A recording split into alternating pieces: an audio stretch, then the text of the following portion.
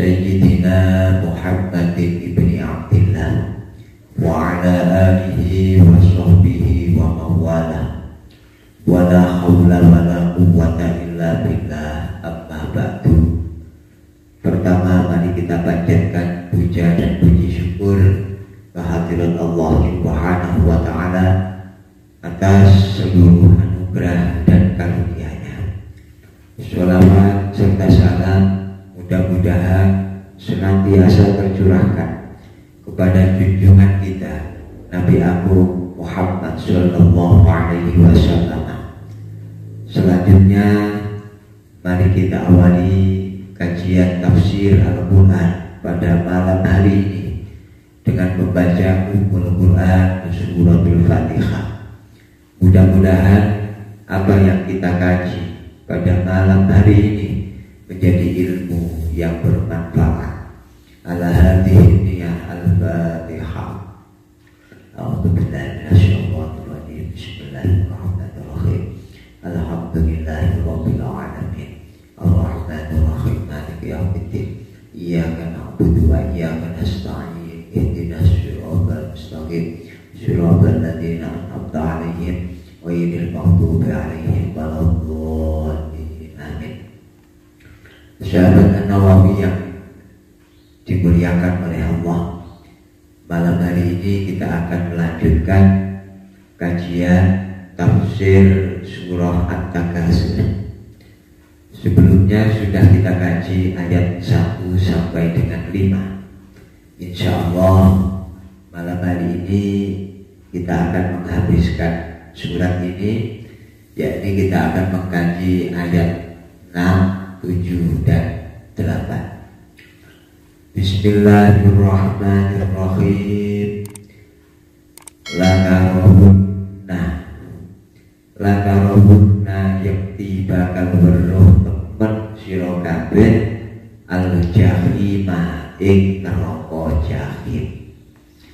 Tsumma lakarobunna mongko nuli yakti bakal weruh temen sira kabeh ing iya jahim ainal yakini kelawan kahanane nyoto.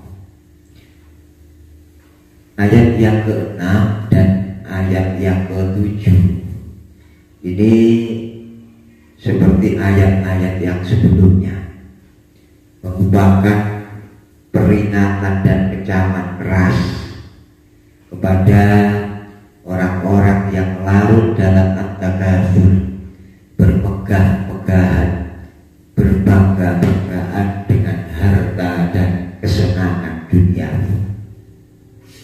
Para ulama tafsir menjelaskan bahwa pada ayat yang ke-6 ini, latarawunnal jahim, niscaya kamu benar-benar akan melihat neraka jahim. Pada ayat yang ke-6 ini mengandung sumpah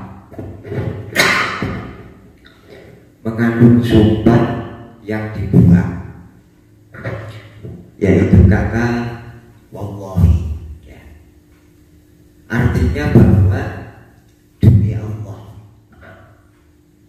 wallahi, niscaya kamu benar-benar akan melihat neraka jahim.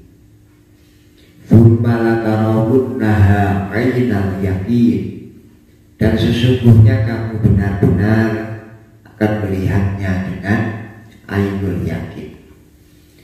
Jadi ayat yang ke-6 dengan ayat yang ke-7 ini merupakan tafsir atau penjelasan dari ancaman yang terkandung dalam ayat ke-3 dan ayat yang ke-4, ya.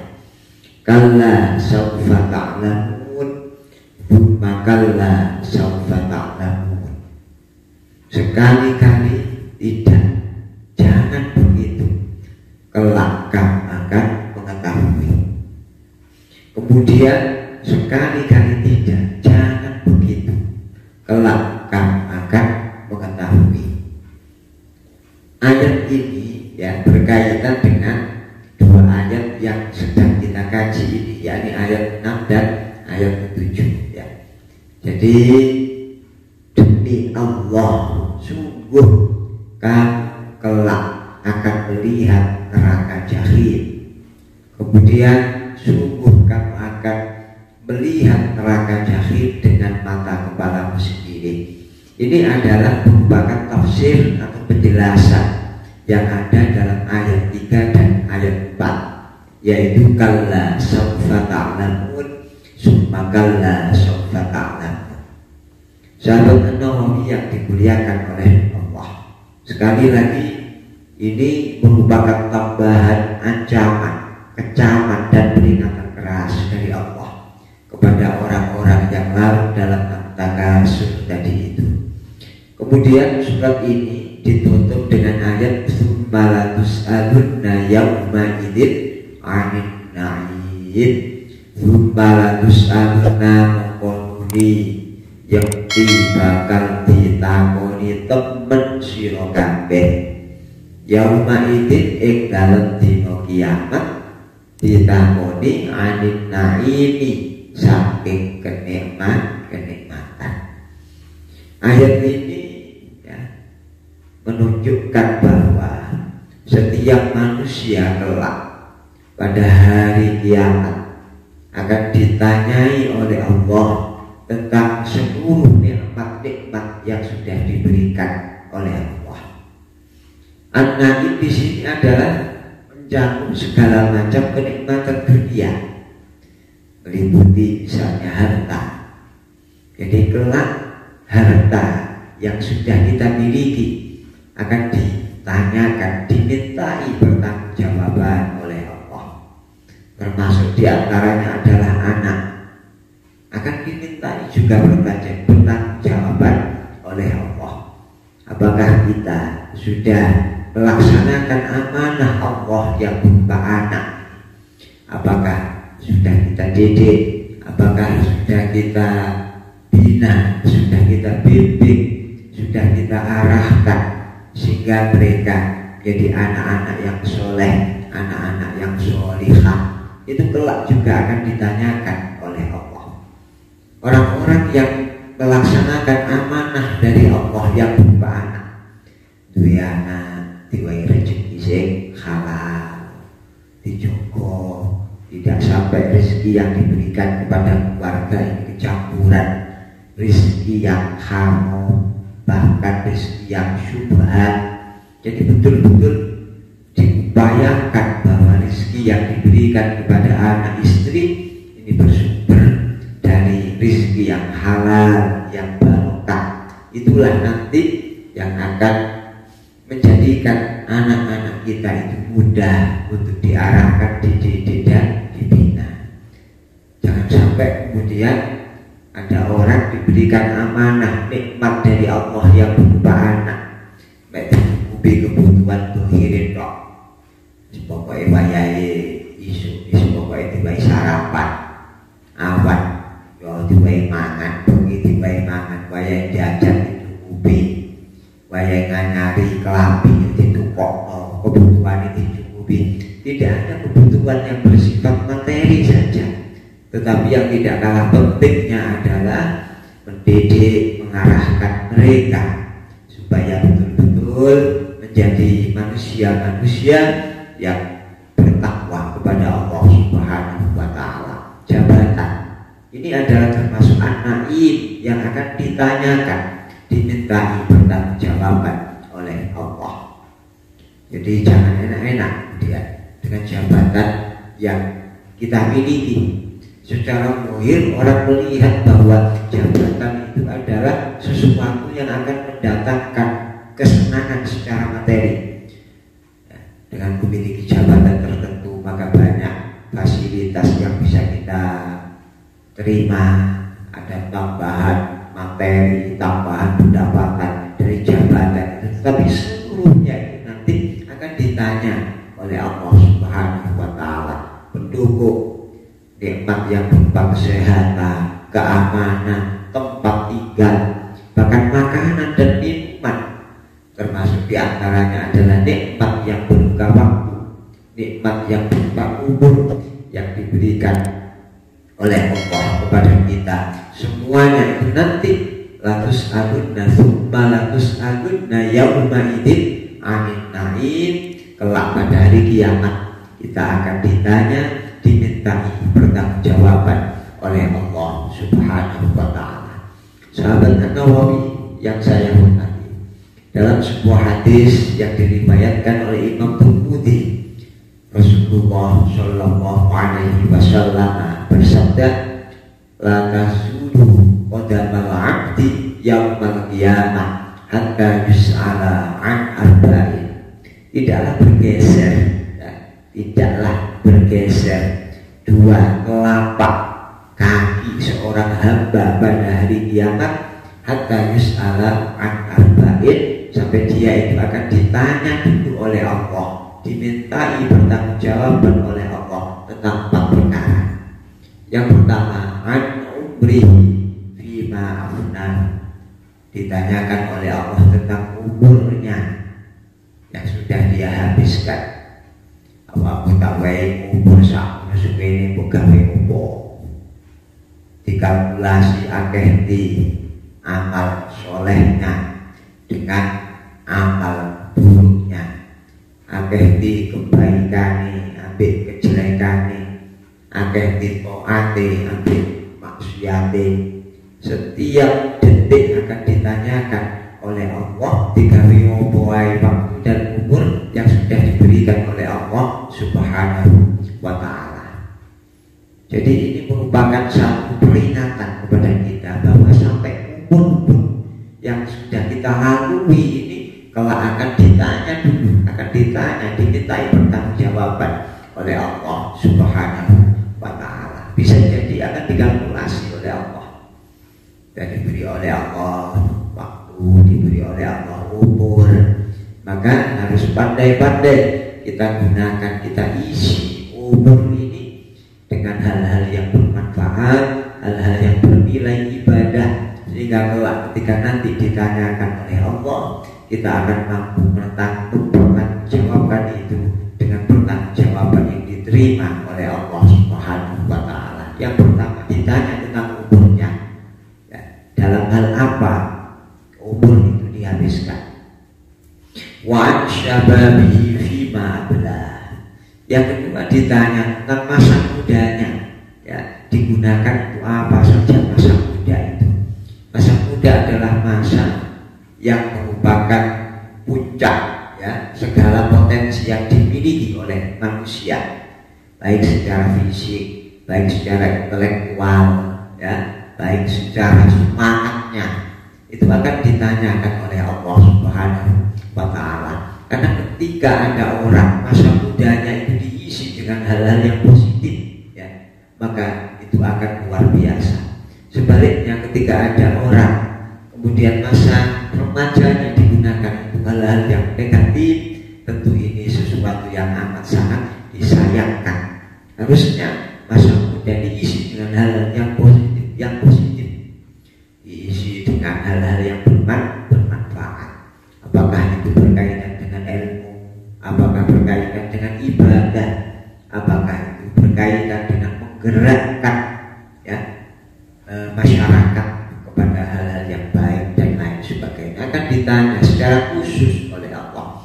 Wa an malihi min aina iktasabahu wa fima anfaqahu. Juga yang ketiga akan ditanya oleh Allah tentang hartanya, dari mana diperoleh, kemudian digunakan untuk apa saja harta yang sudah diperolehnya itu. Jadi ada dua yang akan ditanya oleh Allah berkaitan dengan harta itu. Pertama, dari mana diperoleh, apakah dari sumber yang halal ataukah haram, kemudian digunakan untuk apa. Bisa jadi harta yang kita peroleh itu kita peroleh dari jalan yang halal, tetapi kita gunakan itu perkara yang haram. Atau sebaliknya, ya, atau sebaliknya, harta itu kita peroleh dari cara yang haram, kemudian kita gunakan untuk hal yang positif, lain lagi urusannya. Yang paling celaka adalah sudah harta itu kita peroleh dengan cara yang haram, cara yang melanggar ketentuan Allah, kita gunakan juga untuk hal-hal yang haram. Ini semua semuanya akan ditanyakan oleh Allah Subhanahu wa Ta'ala. Semakin banyak harta yang dimiliki oleh seseorang, pasti akan semakin banyak yang ditanyakan oleh Allah. Yang keempat, wa'an ilmihi madza 'amila bihi, tentang ilmunya, ya, apa yang sudah diamalkan dari ilmunya. Apakah ilmunya itu diamalkan ataukah hanya sebatas barisan-barisan teori saja yang tidak diamalkan secara nyata dalam kehidupan sehari-hari, ya. Ini 4 hal yang kelak akan ditanyakan oleh Allah pada hari kiamat. Tentu saja ini merupakan sesuatu yang harus kita persiapkan, ya. Karena apa? Karena menyangkut seluruh kenikmatan duniawi akan ditanyakan oleh Allah Subhanahu wa Ta'ala. Seperti yang diuraikan di muka tadi itu, dari seluruh kenikmatan duniawi, apakah itu harta, apakah itu anak, apakah itu kesehatan, apakah itu keamanan, tempat tinggal, bahkan makanan dan minuman, semuanya nanti, ya, akan dimintai pertanggungjawaban oleh Allah Subhanahu wa Ta'ala. Oleh karena itu, ayat terakhir surah At-Takasur ini memberikan pelajaran agar kita betul-betul berhati-hati mempersiapkan, ya, mempersiapkan agenda yang sudah dinyatakan oleh Allah, yaitu Allah akan menanyakan, akan memintai pertanggungjawaban atas seluruh nikmat-nikmat yang sudah diberikan oleh Allah kepada kita. Sahabat An-Nawawi yang dimuliakan oleh Allah, itulah penafsiran surah At-Takasur. Ada beberapa hikmah, pelajaran, pesan penting yang terkandung dari surah At-Takasur ini. Yang pertama, tugas utama manusia adalah beribadah kepada Allah. Wa ma khalaqtul jinna wal insa illa liya'budun. Dan tidaklah aku ciptakan jin dan manusia kecuali supaya mereka beribadah kepadaku, mengabdi kepadaku, melayani kepadaku. Jadi tugas pokok manusia adalah ibadah kepada Allah. Apapun profesi kita, jabatan kita, status sosial, ekonomi kita, kesibukan kita, jangan sampai kemudian semua itu melalaikan kita dari tugas utama kita, yaitu beribadah kepada Allah Subhanahu wa Ta'ala. Orang-orang yang melalaikan kewajiban mereka beribadah kepada Allah karena sibuk dengan profesinya, sibuk dengan jabatannya, sibuk dengan status sosialnya, bermegah-megahan, itulah orang-orang yang diancam dalam surah At-Takasur ini. Oleh karena itu, tugas utama kita adalah ibadah kepada Allah, melakukan amal soleh, mempersiapkan bekal sowan kepada Allah. Maka itu tugas pokok, tugas utama yang harus kita ingat, yang tidak boleh dilalaikan oleh apapun dalam kehidupan kita di dunia ini.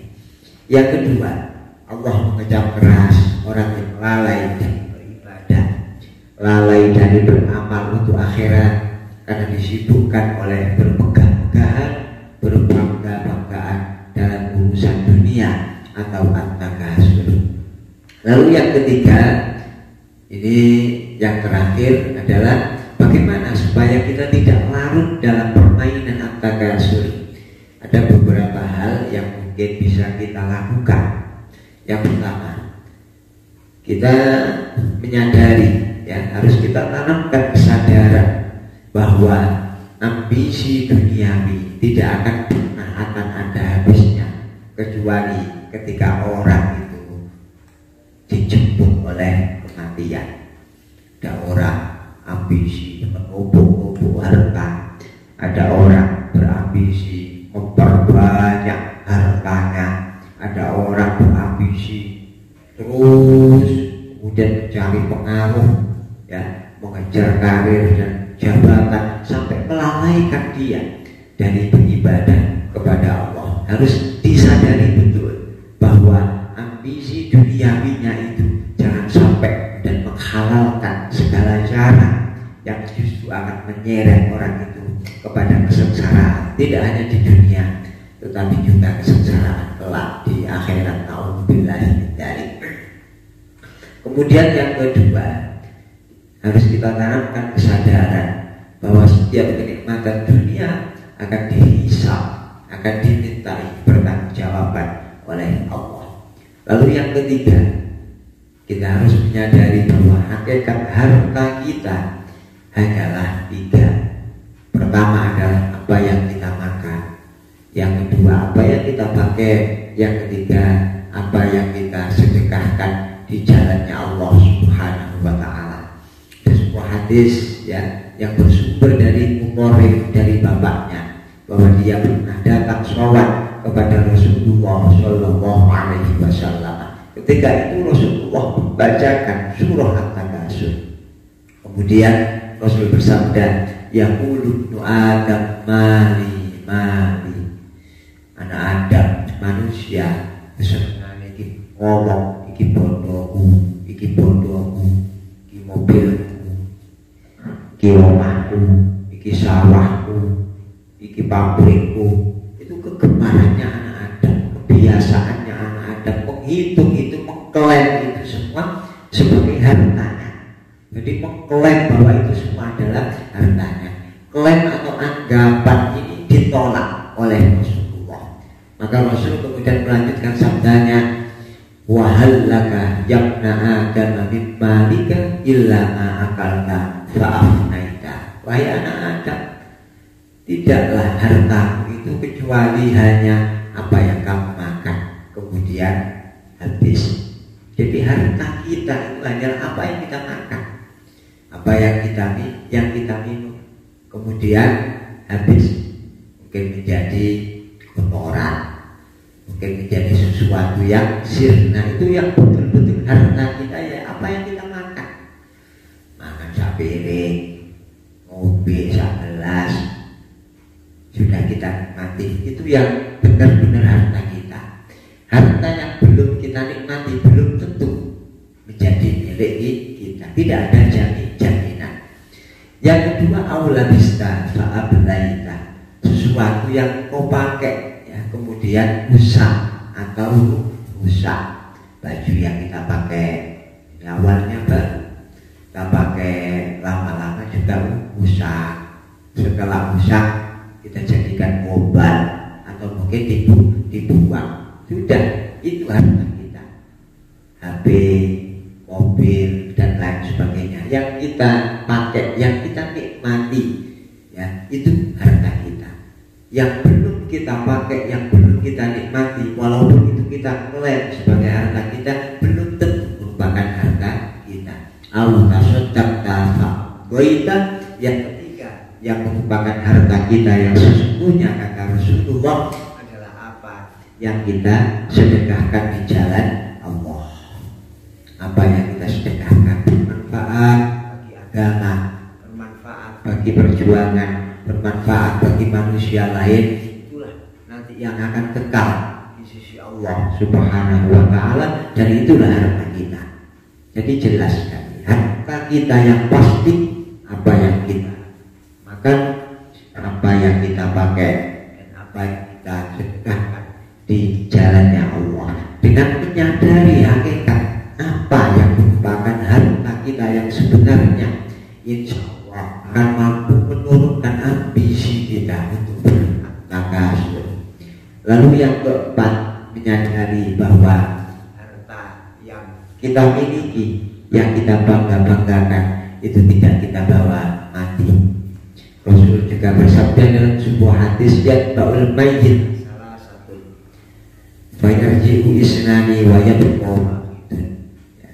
Ada tiga hal yang akan menyertai mayit, tetapi yang dua akan kembali pulang, yang satu tetap menyertai dia.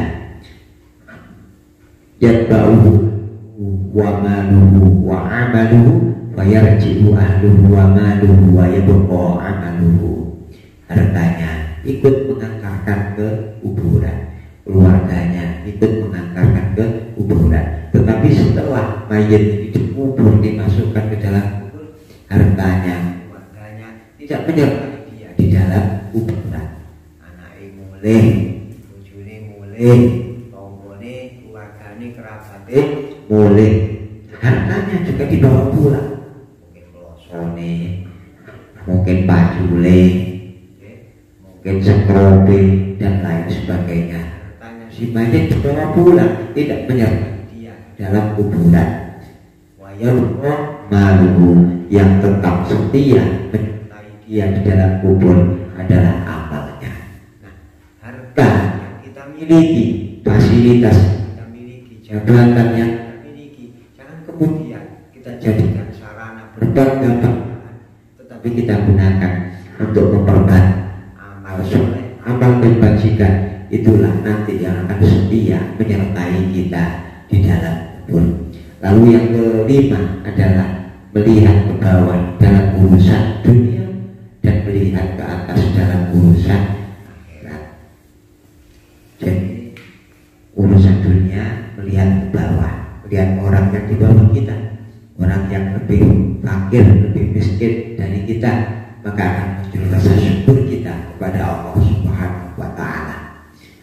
Sebaliknya dalam urusan akhirat kita lihat orang yang di atas kita, sehingga memotivasi kita untuk meningkatkan ibadah dan amal kebajikan. Lalu yang terakhir adalah banyak mengingat kematian, melakukan ziarah kubur, akan menyadarkan kita bahwa hidup di dunia ini tidak langgeng tetapi sementara, ada limit, ada batas waktunya, sehingga akan mendorong kita mengisi kehidupan ini dengan memperbanyak amal soleh, karena kematian akan menjemput kita sawayang-wayang tanpa ungkapan dan dimananya. Inilah pesan penting yang berkaitan dengan penafsiran surah At-Takasur ini. Mudah-mudahan Allah Subhanahu wa Ta'ala senantiasa memberikan hidayah dan taufiknya kepada kita semua. Al-Fatihah. Bismillahirrahmanirrahim. Alhamdulillahirabbil alamin. Ar-Rahmanir Rahim. Maliki yaumiddin. Iyyaka na'budu wa iyyaka nasta'in. Ihdinas siratal mustaqim. Siratal ladzina an'amta 'alaihim ghairil maghdubi 'alaihim waladdallin. Allahumma muwaffiq ila aqwamit thoriq. Wassalamu alaikum warahmatullahi wabarakatuh.